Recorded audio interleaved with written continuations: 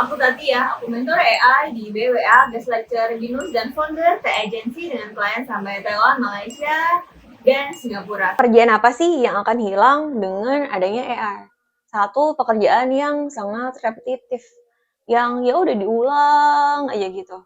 Kalau pekerjaannya nggak repetitif, ya nggak bisa. Contoh repetitif apa sih? Ya, accounting sekarang udah banyak aplikasi yang pakai AI, snapshot dari stroke langsung masuk ke database, langsung jadi jurnal. Jadi mungkin hati-hati, tapi nggak gitu juga. I mean, untuk yang high level, untuk yang udah senior, biasanya mereka masih diperlukan untuk ngecek nih hasil dari AI ini, karena hasil dari AI nggak selamanya semuanya oke. Kadang ada error-errornya dikit, nah itu kalian harus benerin. Pekerjaan apa lagi yang bisa digantikan dengan AI? Yang kedua adalah pekerjaan yang lebih gampang adalah pekerjaan back office.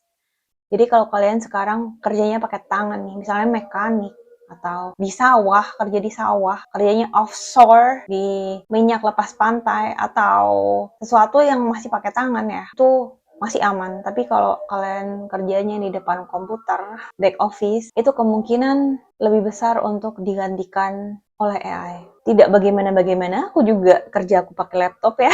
Tapi itu the hard truth ya. Jadi untuk kalian, misalnya kalian adalah seorang barber, tukang potong rambut, itu lebih gampang. Karena untuk kedepannya, kalau masih pakai tangan, berarti perlunya robotik kan. Perlu robot untuk menggantikan kalian. Nah, untuk menggantikan beli si robotnya itu akan makan biaya, ya kan? Tapi, kalau kalian kerja pakai laptop, biasanya untuk nge-automate kerjaan kalian itu jauh lebih gampang.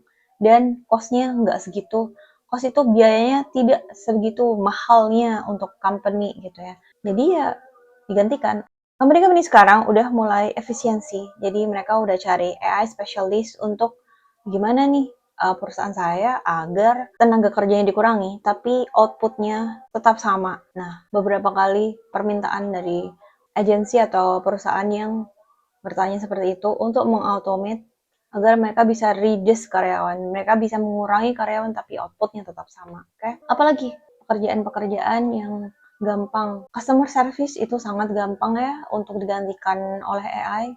Sekarang sudah banyak tools untuk membuat customer service secara otomatis. Sales yang online, sekarang sudah banyak juga tools untuk menggantikan sales yang online untuk reach atau orang-orang di LinkedIn secara otomatis, untuk balas WA secara otomatis. Kita tahu ada cekat AI yang sangat viral lah ya. Sebenarnya buat sendiri pun juga bisa, dan kompetitor dia juga banyak. Aku buat pun sebenarnya aku bisa, oke? Ada banyak hal di dalam suatu bisnis proses yang bisa digantikan AI. Dan kalau kalian bisa digantikan AI, ya kalian bisa juga di layoff kan? Karena sekarang keadaan ekonomi sedang tidak baik-baik saja. Kalau mereka bisa dapatkan apa yang kalian kerjakan dengan AI dan lebih murah, ya mereka pakai AI lah. Lebih murah hasilnya sama ya kan? Apalagi yang bisa digantikan oleh AI. Software engineer junior itu juga bisa digantikan dengan AI. Karena kita sekarang buat website juga sudah bisa dengan AI. Kecuali kalau kalian adalah sudah senior ya. Itu pasti company masih butuh senior level. Anyway, aku juga sampai saat ini masih freelance recruiter untuk bawa orang ke Jepang untuk kerja di Jepang. Jadi aku tahu untuk senior role itu demand-nya masih lumayan tinggi. Apalagi yang bisa digantikan oleh AI, sebenarnya ada banyak ya. Jadi mungkin lebih sedikit kalian tahu, kalian lebih bagus. Ada banyak. So, aku pikir ada bagusnya kalau kalian jadi generalis juga, tidak terlalu spesialis. Karena kalau terlalu spesialis, skill satu itu bisa digantikan dengan AI, kalian nggak bisa berkutik, ya kan? Tapi kalau kalian agak generalis, mungkin kalian punya 3 skill set yang agak jauh beda satu sama lain. Kalau satu skillnya tidak terpakai, kalian bisa pakai skill lainnya untuk cari kerja atau cari uang. Contohnya, aku pernah kuliah hospitality sebetulnya, tapi sudah lama di dunia tech. Ketika tech winter, aku hampir ambil kerjaan hospitality. Karena ya dia yang kasih offering kan ya. Karena aku juga waktu itu sangat random, kayak kok cari kerja di tech gak dapat lagi ya gitu. Coba cari kerjaan hospitality gitu ya. Di Bali waktu itu kerjanya aku harus pindah ke Bali. Karena 1-2 hal nggak jadi. Tapi kalian tahu lah ya, I mean punya lebih dari satu skill set itu lebih baik daripada ya kalian punyanya satu itu aja, ya udah satu itu aja. Meskipun sebenarnya untuk bekerja lebih bagusnya spesialis karena kalian akan diharus sebagai spesialis mostly. Kecuali kalian kerja di startup early stage ya. Pekerjaan yang bisa digantikan dengan AI lagi adalah pekerjaan yang tidak perlu berpikir sebegitu banyaknya gitu. Jadi kalau pekerjaan misalnya ya direktur gitu ya, bisa nggak digantikan sama AI? Susah, karena kerjaan dia banyak dan dia harus connecting semua departemen kan.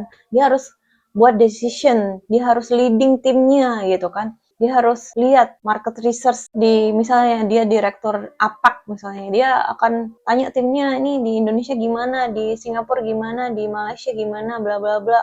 Terus dia combine. Hal yang kalau pakai AI gimana gitu. AI bisa nge-leading tim, bisa ngasih tahu tim harus ngapain, harus ada otaknya juga gitu. Yang kayak gitu-gitu itu susah digantikan dengan AI. Tapi kalau untuk pekerjaan yang misalnya nih, ya udah contoh-contoh nih, contoh telemarketer. Dia telepon terus kan, dari pagi sampai malam dia telepon ya kan. Karena dulu aku pernah jadi telemarketer.